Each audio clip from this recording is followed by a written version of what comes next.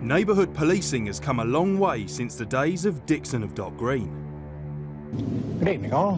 From inner city estates to suburbia. This new generation of community police officers are on the front line. They're there to listen to the concerns of the public. Clearly, you people care about your communities. And tasked with wiping out the crimes that take place on your doorstep. You'll do this, mate. All in a bid to make the streets where you live a safer place.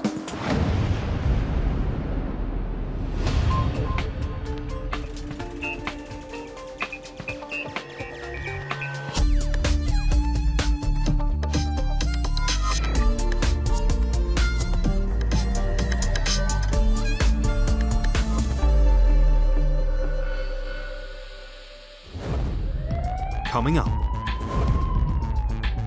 the team mount a search to find a local man who's gone missing. Not been seen now for getting on for 48 hours. We've had no contact from him at all.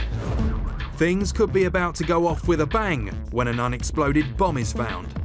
Those decided to do an evacuation of the building. And the police bring the victim of a charity box theft face to face with the young lads responsible. And you realise what you've done. I think you do realise what you've done.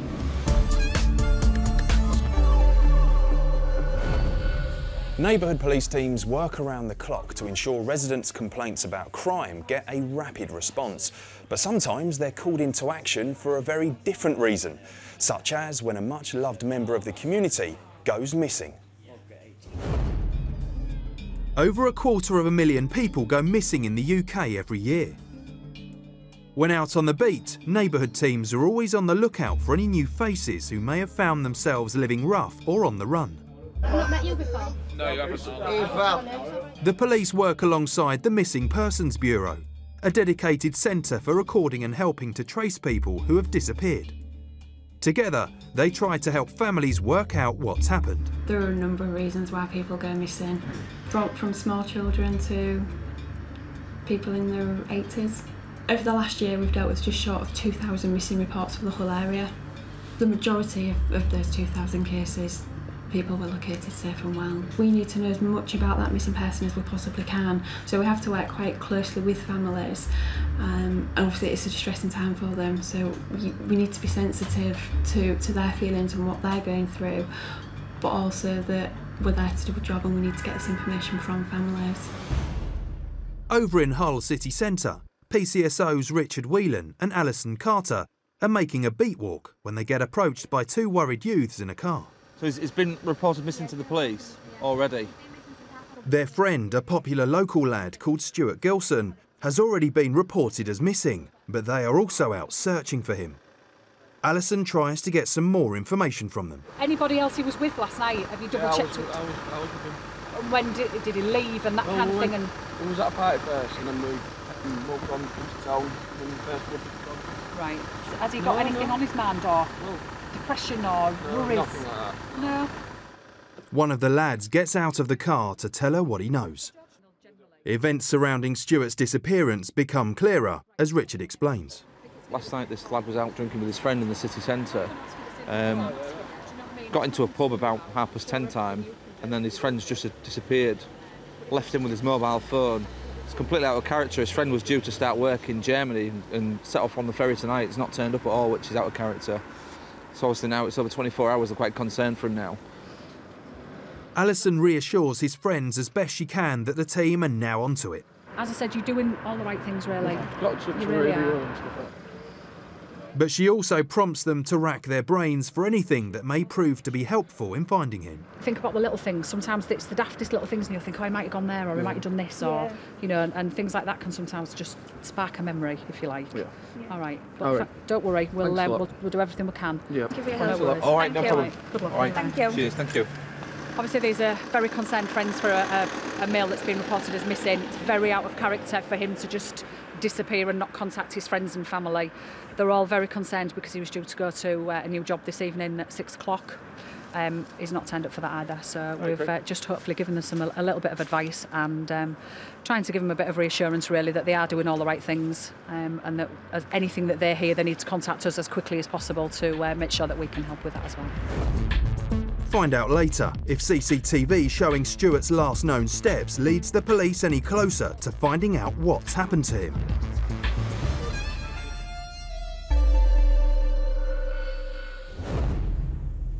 Whilst listening to the public's concerns and cutting crime may be the driving force behind neighbourhood policing, the teams are on call 24/7 to deal with any kind of emergency facing the community. And today, they have a particularly explosive problem on their hands. Over at Queen's Garden Station, the neighbourhood team have received a frantic call into the office.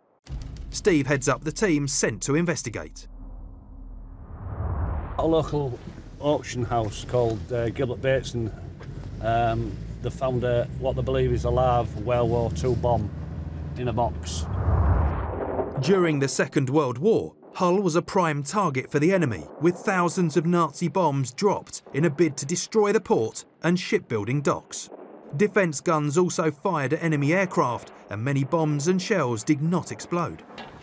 And as the team have just discovered, some of these unexploded devices can turn up in the most unlikely of places. Mindful that any live explosives from the old bomb may be unstable, the team block the road to prevent any new traffic from entering. We've got to determine if it is a live or a dud shell. We don't know that. We're not qualified to say. We're going to have to call the MOD out. If they believe it is, the first thing is obviously instigate an evacuation procedure for the local residents around the area. That's what we're starting off with now. Steve makes his way to the auction house to investigate further. We're going to have to have it checked out, we. He nervously handles the shell before putting it to one side. Where was it found? In the box in there. And the dangerous antique is a first for the auctioneer. I started in this business in 1955, which is 56 years ago, and this is the first time we've had a purported live bomb in the sale room. The bomb had been in the sales room for some time before it was spotted by someone browsing. I was looking through this box, which is quite an interesting box, not all old stuff, and I found what I think is a mortar bomb, and it certainly looked live, feeling by the weight of it. Back outside, Steve has just put up a cordon around the sales room and has more information about the bomb's origins. This shell has come from a deceased relative's property, but also that deceased relative, their father was in the war, so we don't know if it's from the First or Second World War, and they don't know if the shell has actually been decommissioned. Believing that the ammunition could still be filled with live explosives, protocol dictates that there is only one course of action: to call in the army. Catterick have asked us to evacuate the building, which we're going to do, go and break the news to Mr. Bateson. The auction house is filling up and ready for the sale to start. It's up to Steve to break the bad news to the auctioneer. I'm afraid you're going to have to evacuate your offices. I can't do that. You're going to have to do so. I can't do that. It's my busiest day of the year.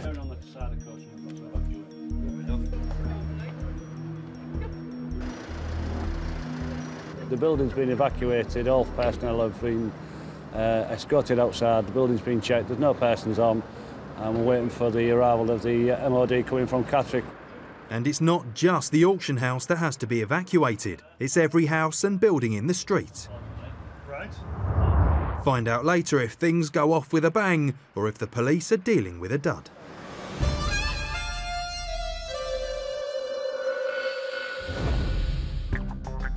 In Humberside, the neighbourhood teams are always looking for new ways to tackle crime and deal with social problems. Today, Carol is going to be using a relatively new form of mediation called restorative justice to try and solve a serious issue. The three brothers had gone into the cafe, which is where we're going next, and while it was really busy because it was a sunny day, they tried to steal the collection charity tins for the Help for Heroes charity. So they'd made off, but they didn't get very far. They literally got outside of the cafe and they were jumped on by some boys because people feel really strongly about that particular charity. Help for Heroes is one of the UK's most high-profile charities. It works with injured servicemen and women and helps them rebuild lives that were potentially ruined in war zones such as Afghanistan. The charity offers access to excellent care and facilities to restore their health, confidence and esteem, helping them to overcome major injuries and live a normal life. But the work they do is extremely costly, and like all charities, they depend on the generosity of the public to support them. The most traditional way of doing this is by putting change in one of their charity boxes. As you can imagine, the theft of one of these could be found to send a shockwave through a community. But the crime would be made all the more worrying if it was found to be carried out by a group of children.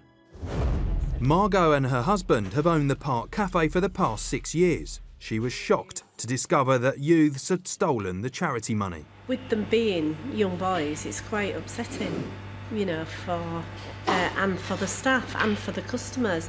It isn't just an effect on what they actually did, it was an effect on how it upset everybody else.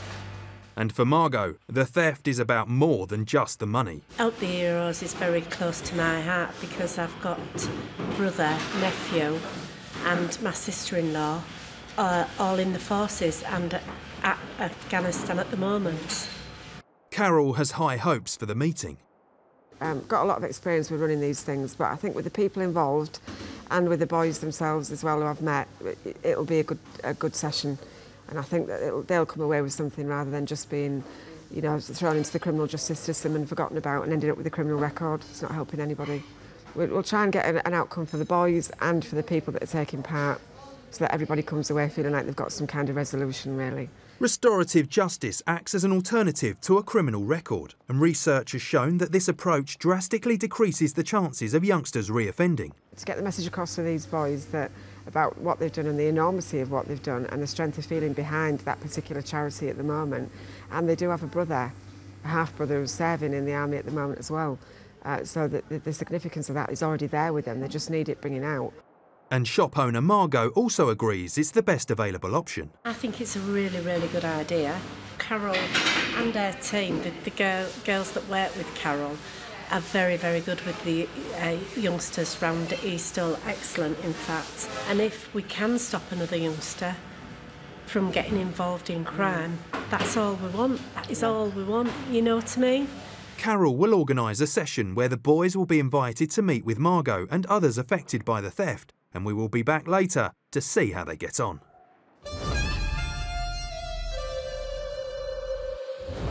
Back in Hull city centre, the neighbourhood team have launched a major missing person search for a young man called Stuart Gilson, who has not returned home. During their late night beat, PCSO's Richard Whelan and Alison Carter met some of Stuart's worried friends who were out looking for him. As dawn breaks, a major search is now underway with over 30 neighbourhood officers trying to gather information in a bid to retrace Stuart's last known movements. Richard and Alison are back out on the streets. They've got photo ID and posters of Stuart that they are handing out around the community. Just at the moment we're doing searches for a missing 21-year-old male, Stuart Gilson. He was approached last night by some of his friends. He was reported missing after a visit in a pub in the city centre. He's not been seen now for getting on for 48 hours. We've had no contact from him at all.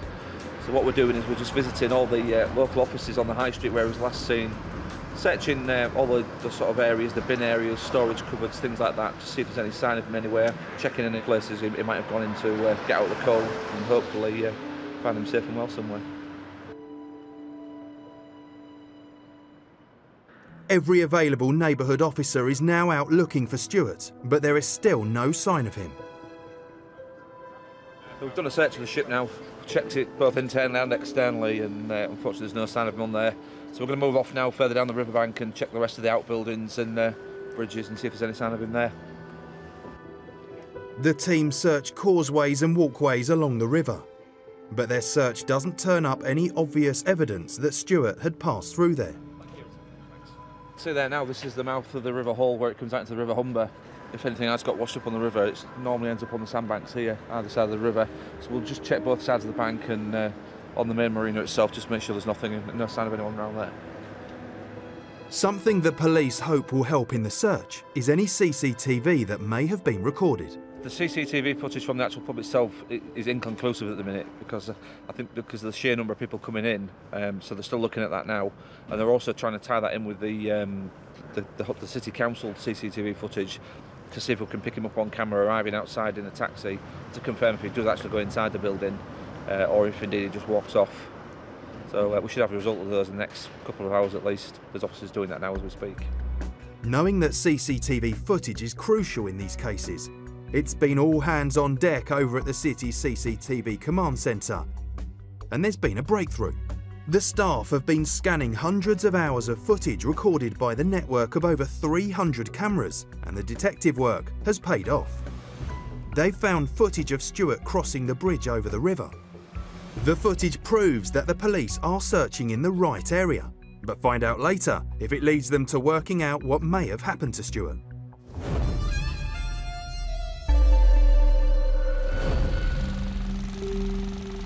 In the past few years, there's been a tenfold increase in the number of people wanting allotments.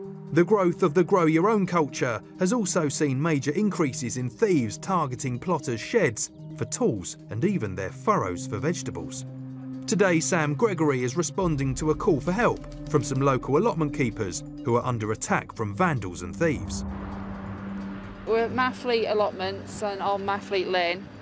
Basically what's happened is some crime reports have come in for the allotments to state that they've been suffering crime, as in sheds have been broken into, they've had cabbages and that stolen.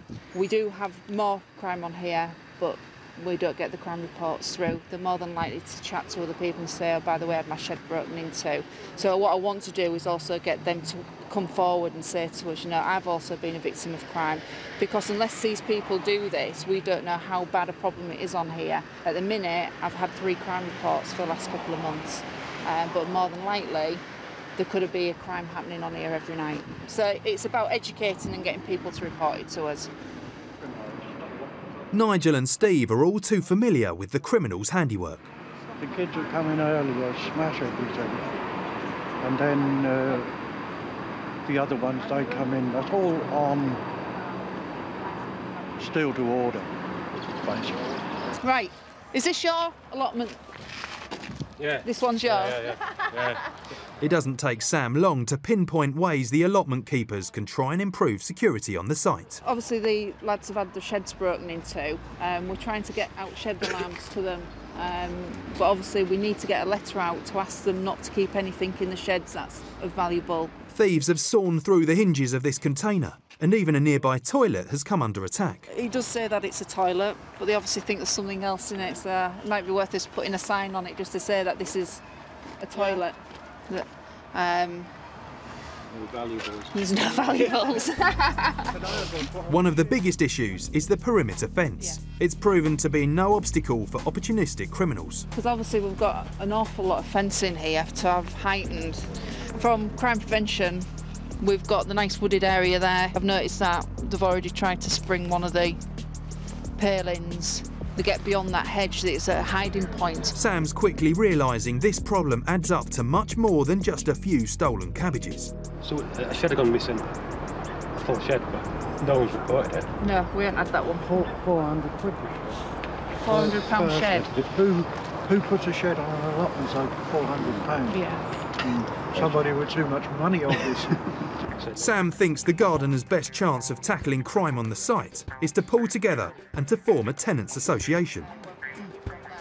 In the end, if we can get the tenants to take responsibility for the site and know who to go for, then hopefully we can get this up and running and a lot more people will want to come on here. With a plan of action in place and some help from Sam, the allotment keepers now have the tools they need to start making changes. I'm going to be working with Hull City Council, with Andrew, and get some letters sent out to the tenants to get them to look at, you know, what they're keeping in the sheds, and obviously to report stuff to us, because we do care, you know, and we want to help these people. We don't want them to sit there and say, what's the point of reporting it? Find out later if the allotment gets fortified and the criminals are kept out.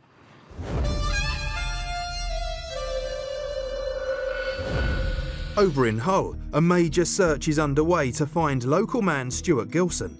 Despite CCTV footage and witness sightings giving the police a fix on his last known whereabouts, still no trace of him has been found. Worried family and friends gathered overnight, anxious for news as the search continues. There's a group of friends, family, all come in to try and assist with the search. It's a group that's been arranged on the social networking site of Facebook. People have seen it and just turned up to come and search. This is fantastic for us. They've all got T-shirts on of him. They're all trying different areas, different businesses, anything that, you know, can assist the police. As day breaks, the search is resumed, this time tasking the Marine Unit to help. As you've seen, the search teams are out today. The Specialist Underwater Search Unit are out searching the River Hull. Nobody wants to think that anybody has fallen in the river, but it's something that we have to cover as part of a police search team. The CCTV footage has been useful in helping to trace Stuart's last known steps, but only up to a point. CCTV has now been released to show that the missing person's last footsteps were across a bridge in the city centre. Unfortunately, the CCTV doesn't show him coming off the other side. It shows that there's some steps just out of camera shot where it's possible that that he may have gone to make his way home on foot, and that was unfortunately the last sighting of him. So the search teams are working out from a radius from that point. Whilst continuing his own inquiries on land, Gareth gets some information from the public. We've just received a call on the radio stating that a member of the public has possibly seen a body under Drypool Bridge at the River Hull. A diving team move in to take a closer look.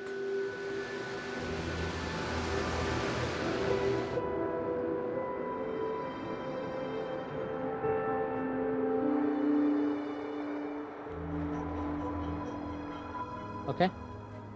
Basically they've disregarded it as some debris, but it's worth calling somebody out to disregard that. So that's being done, and patrols are now standing down. Very sadly, Stuart passed away as a result of a tragic accident on March the 10th. I mean, it's a real tragedy that a young person's lost their life in such circumstances, but I think the tributes on the bridge from the public of Hull just show how well respected he was. It is a tragic loss of life. There was an awful lot of community spirit from the city residents in relation to trying to search for him, and the balloons and the tributes here are just a real mark of respect. An inquest discovered that Stuart fell into the river by accident. There is now a campaign to get the railings and barriers which run along the river made more secure.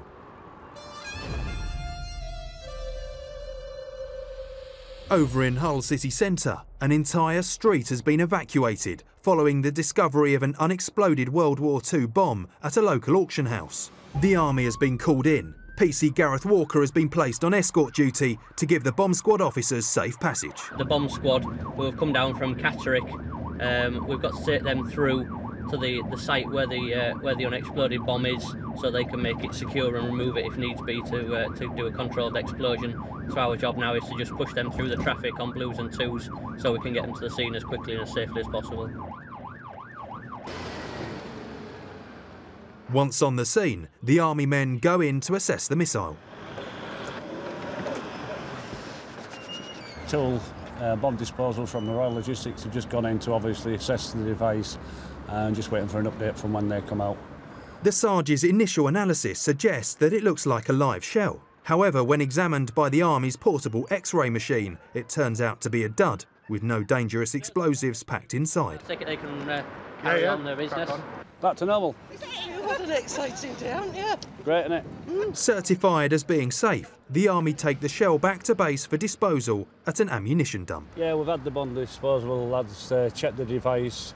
They've done a controlled X-ray of it, found out it was a spent cartridge, and they've now taken that away for disposal. I'd like to thank them for their assistance. They did say that there was right in calling them, because to the untrained eye it can never be guaranteed that they're spent or live, and they've asked us to any future call them again. Back at the auction house, the auctioneer is glad the drama is over and business can resume.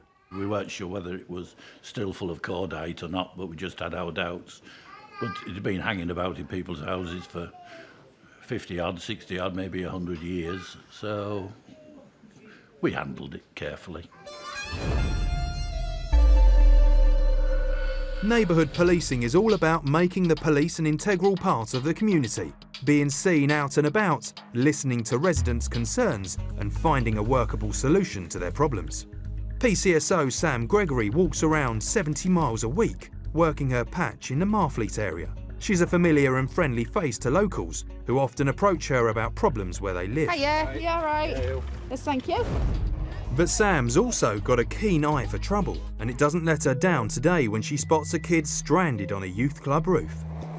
Right, get down. Stop being stupid. Right, how did you get up? Pardon? Well, what are we going to do then? Right, so am I going to have to call up and get the fire brigade to come and get you down? Yeah. You can't get down at 2 stations, you're going to wait for half an hour. Yeah. Sam is not amused and wants to know how the boy got up on the roof. Right, why are you up there? Pardon? You got bored. Sam is concerned the boy may injure himself, so calls the fire station. Yeah, I'm down at the hut on Preston Road. Is there any chance we can get the fire brigade to come and get a young lad that's on the roof of the hut? He's telling me that he can't get down because it's too slippy. Oi! Stay there. And it's not the first time the boy has been on Sam's radar for causing trouble in the community.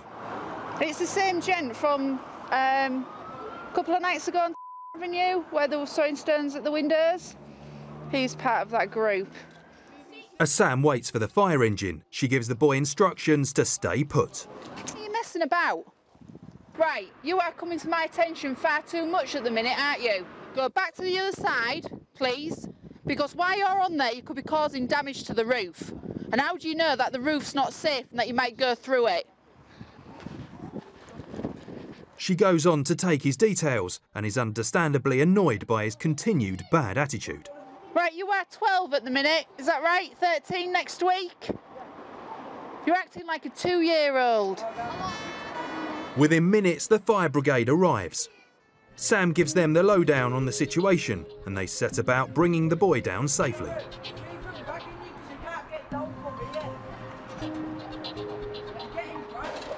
Benny spoke to him 2 nights ago for throwing stones. With him now on the ground, Sam lays down the law to him. I don't care how cold it is, all right? You have cost an absolute fortune for these to come out just to get you off from being an idiot up there. She wants to help the boy, but needs him to realise the seriousness of his situation. You are coming to my attention far too much this week, all right? I am going to be looking at possible acceptable behaviour contract for you, an ABC. You've heard of one of them, all right? Because I think the only way we're going to sort you out and wipe the smirk off your face, all right, is to start somebody working with you, because obviously you think this is a bit of a laugh. It was at first, but not now. Right. I think you owe somebody an apology as well. With the emergency over, Sam clears the area of kids. Cheers, lads. What date does it start? Children have climbed onto the roof before, and Sam and the fire officer think they know how to stop the problem in future. This is quite slippery. But there's a tree around there. That's what he's climbed up on. Get parks to come and chop. Yeah, we'll leave that with you. Fabulous. Okay. Sam was initially concerned about calling the fire brigade because it may have been wasting their valuable time. But as it turns out, they agree she made the right decision. I made sure first that he couldn't get down before. Well, Craig said he went up on it and it is very slippery, right. So that's why he's come down and it's yeah, freeze, don't you? Yep. So it costs a lot for one of them units to come out. I think it's anything between £250 and £300 when a fire engine comes out. Even though the situation is resolved, the boy is still in trouble. He will get a visit to his parents, because I think it's we need to be letting him know what he's up to when he's out and about, because obviously they're none the wiser about it. And I'll pass it on to the officers that are dealing with the other jobs from the other night, because we're looking at acceptable behaviour contract for him, and hopefully we can get him turned back in line for 6 months and work with him regarding what he's up to, showing him right from wrong. The tree in the park has now been cut back and no more kids have climbed on the roof.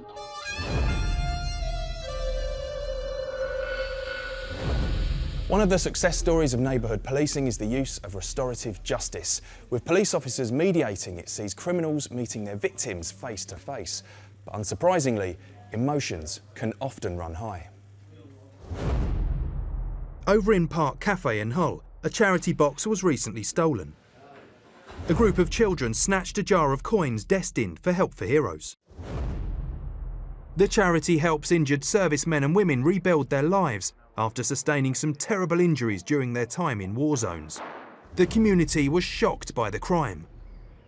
PCSO Carol wants the boys who did it to come face to face with Margot, the woman whose cafe they stole the box from, so she can let them see how upsetting the whole incident has proven to be.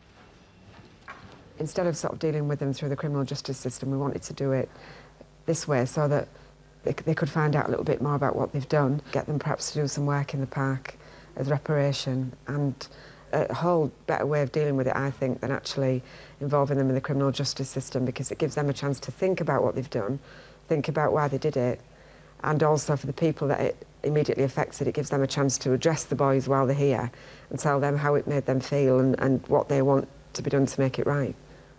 And today, as well as Margot, the cafe owner, the boys will be hearing from someone directly involved with the charity. I'd like the boys to see what was wrong in what they did, and to understand why it was so wrong, and to understand the strength of feeling from people. People were very angry. Help for Heroes is a charity that's close to a lot of people's hearts. Should be close to the boys' hearts as well, because they do have a brother who's serving in the forces at the moment. So it's really to bring that home to them and give them a bit of a wake-up call, really, and let them see why it was so wrong what they did. The three brothers have come with their mother. All three were at the cafe that day, but only two stole the charity box. Joining them is a spokesperson from Help for Heroes, who was a soldier in the army for 13 years, as well as Margot and one of the park rangers. Thank you, everybody, for coming. I really, really appreciate people giving up the time. Thank you, Mum.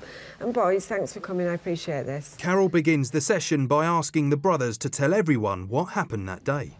This lass that was stood next to us, she said, why don't you just grab it? And then Nathan, my brother, he obviously did. And then we ran after that. And then we dropped it because we saw people running after us. I need to ask you boys as well, what was it like when all the people came up? Because obviously people were angry. I was scared because I didn't know what they was going to do. Really? And people were quite angry on the day, weren't they? Yeah. The spokesman explains to the boys why this is about more than just stolen pennies. Unfortunately, I've been to war. I've been to the Gulf War and I've been to Bosnia. The reason why a lot of people got angry is just Afghan alone. There's, from Britain, there's over 407 died. And the average age of those that have died is only 23. It's not very old at all, is it? Mm-hmm. There's not a lot of money in that jar. You probably get more pocket money than that in a month than there is in that jar, yeah? All these little jars of money really, really help people. They help provide wheelchairs, they help provide legs for people. People that have got problems with hearing, they can help provide hearing aids. And people don't think about the actual people that could help. And that's the reason why I'm here today, so you can actually see a face of somebody it has helped and can help. And the charity is a cause that is also extremely close to Margot's heart. Yeah, I'm greatly disappointed actually, because these six young men that got killed were in the same regiment as my nephew, who is actually in Afghanistan at the moment. So it was very raw to me and to my staff. Plus, I have my brother in the army and my sister-in-law, who all been in Afghanistan and seen some absolutely terrible things. But if you only really realise the consequences of what you did, and I hope you do, you would understand how hurt it has made me and the staff and the customers that were here on the day. They were really upset. You're like my grandson. I was gutted because these things don't kind of happen very often in East Park. I feel for you, Mum, because I feel upset. Because I look at you like I had young children, and now I'm looking at you like my grandchildren. It's not an easy process for anybody. It's really difficult to do, and anybody who says that that's easy should try it themselves, because even from an adult point of view, to sit opposite people that you've caused harm to like that is really, really difficult. You're not bad boys. No, they're not. They're bright lads as well, all of them, aren't you? And I know how upset you were. I know how upset you, particularly, I think you were probably more upset than your little brother. I've done a real lot of restorative processes, and they've all had good outcomes. it just moves people forward. I think it's a great way of doing it, and as I say, people don't communicate anymore nowadays, that's the problem. So getting people together to communicate seems to work. The park ranger, Sean, who was on patrol that day, also tries to help the boys understand the consequences of their actions. I totally agree with Carol there. I mean, looking at you three now, and obviously you're really upset, aren't you? So obviously it's hitting home what you did and the consequences of what you've done. I can understand you was with a group of kids and they dared you on, but the thing is they're not the ones sat you today, are they? No. You were like that. So at the end of the day, you've got to really sit and think about your actions before you do it. You all look really, really upset and genuinely sorry. So just next time, if a thought even remotely starts to come across your head, just think about how bad you're feeling now. But this is it now, it's done. So thank you, boys, you've done well. Yeah. All right, thank you. In the future, hopefully these boys will stay out of our radar. We won't hear from them again. We'll maybe see them in the park and have a chat with them. And nothing like this will happen again, and that's when you know that definitely it's worked, is when you don't get any more sort of repeat behaviour of that type of thing. But I think as far as the day went, yeah, definitely, they're definitely engaged. So yeah, I'm really in favour of it. Since the restorative session, the boys have stayed on the right side of the law, and Carol continues to achieve great success in using the mediation process as a way to resolving problems that blight the local community.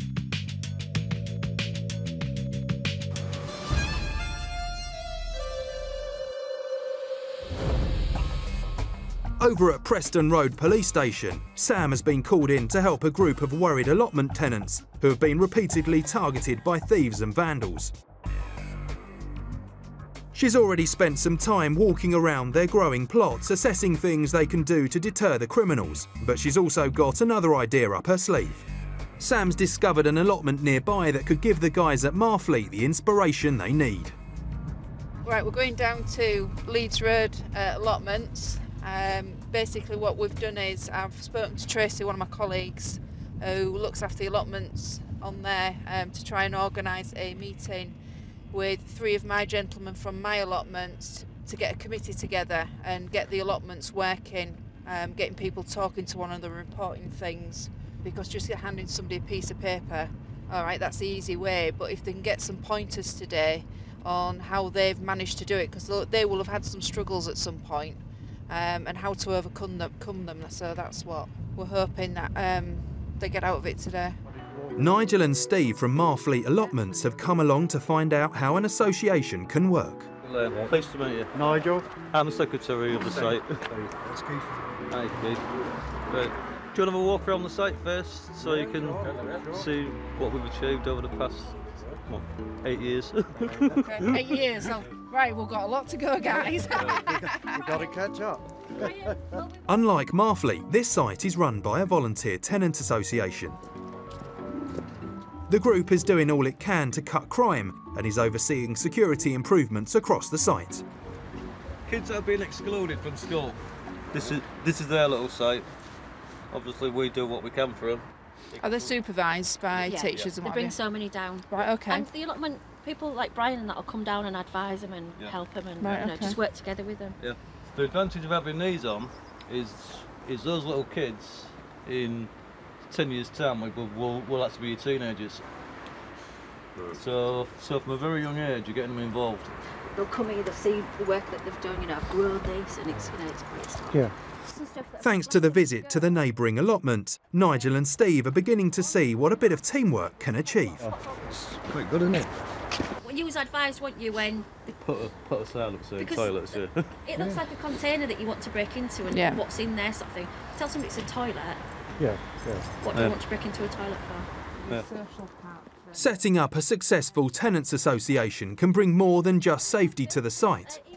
It can help create a unique community spirit. I think we had something like 180 people on here.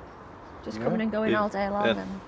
And the families very come, busy. you come down and the whole family's are here, little kids, grandparents, and they all just come and Everybody, yeah. bring their own little stuff, tables. Yeah. And... Then we had a bonfire night. We had the bonfire on we that got called block. several times. Having seen what can be achieved, Nigel and Steve are keen to get back to their own allotment and get the ball rolling, but also want the neighbourhood police team to continue to support their efforts. Are you going to be more involved with us though? Yes, yeah. Well, I've been on there for 5 years. I've been on the area for 5 years, but nobody's ever really reported anything to us. Now I've got a point of contact, and Steve's got a point of contact. You've now got a point of contact. You've now got a point of contact. You're more than likely. You're already starting more or less like a kind of an association linkage, aren't you? Yes. Yeah.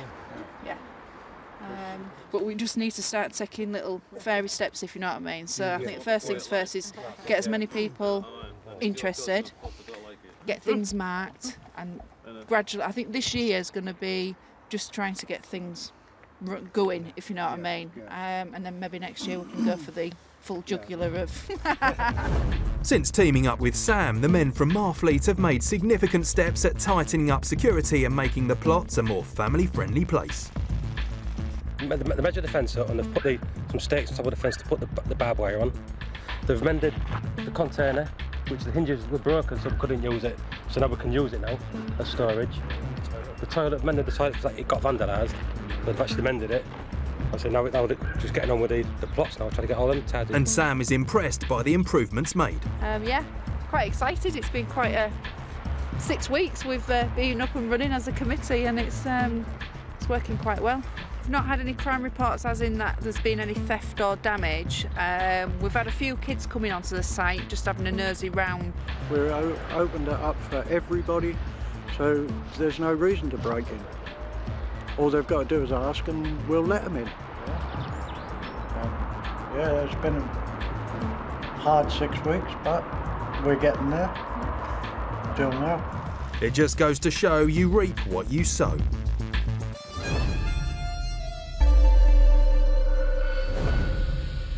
The neighbourhood teams in Humberside are committed to delivering a service which sees crime levels falling and communities made safer.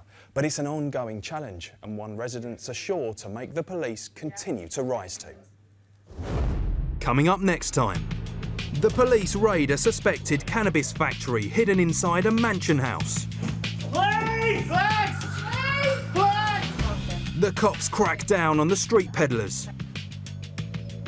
Reminder that you are still under caution. Yes. And obviously they've just dropped from you. All right? And the team join forces with the RSPCA to race to the rescue of a young puppy. So we can do it now the difficult way, or we can do it now the easy way. It's entirely up to you.